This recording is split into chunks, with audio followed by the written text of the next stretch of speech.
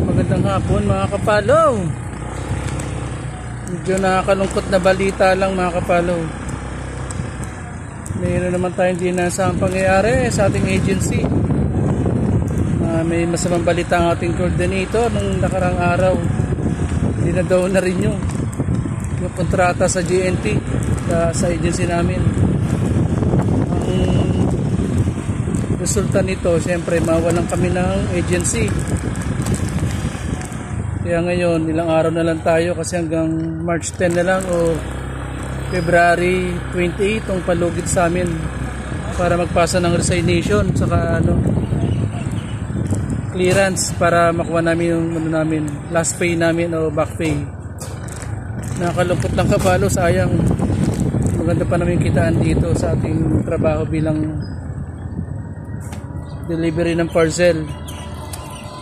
Yung nga sa di na sa pangyayari, ganun talaga ang buhay. Natapat na naman tayo sa mga gatong sitwasyon na mawala tayo sa agency.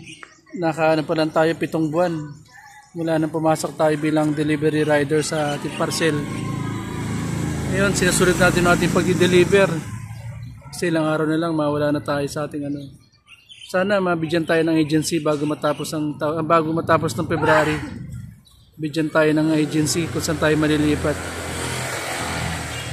Yun naman yung pangako ng taga GNT na bibigyan daw tayo ng o-absorb tayo sa ibang agency. Sana matupad ng mga kapalo kasi mahirap ngayon maghanap ng trabaho.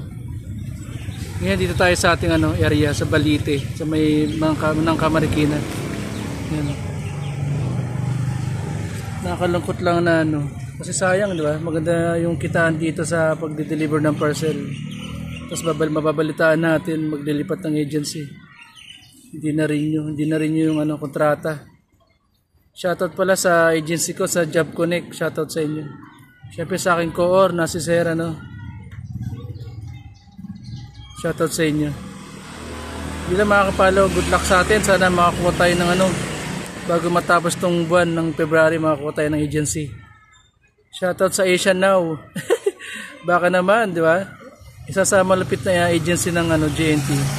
Sa Asian Now, yun ang pag-asa natin para makakuha tayo ng slot o makapag-reapply tayo sa Asian Now. Shoutout Asian Now, baka naman. Ilang mga kapalo dito tayo sa Balite.